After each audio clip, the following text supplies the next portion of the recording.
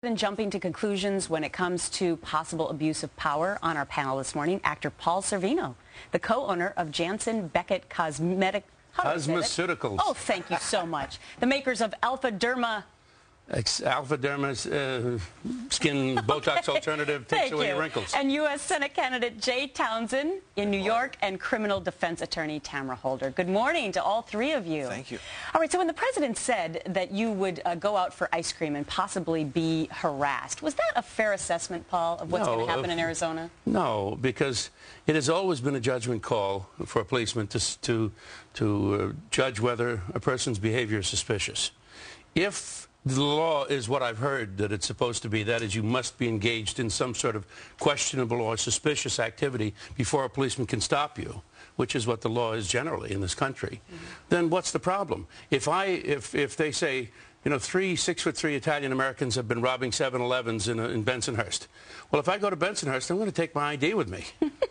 Because you fit the profile. I fit the profile. All right. Life is profiling. We can't. I mean, if you see a bear, you don't start hitting him with a toothpick.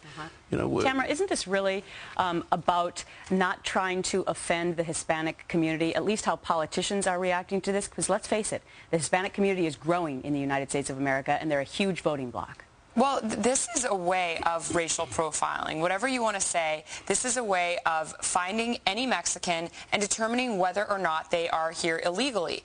And that's just the way that this law is going to work. So you actually believe the police are going to make it their just tunnel vision, I'm out to find a Mexican today? Absolutely, because police don't, whether you want to believe it or not, the police will stop someone even if they don't have the right to stop them. Say that they ran a stop sign, say that they didn't stop all the way at a red light before making a red.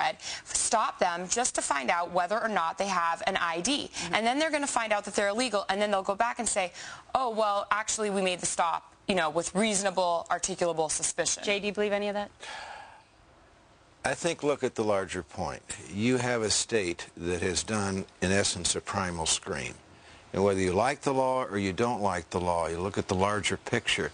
This is a failure of the federal government. This is a failure of the United States Congress to do something that the United States Congress should have done a long time ago. And I think the irony here is that the senator, senior senator from New York, who was instrumental in creating this huge Democratic majority in the Senate, because he said it would enable the Senate to get things done, has not been able to bring an immigration bill to the floor. So my answer to all of this is, Senator Schumer, where are you?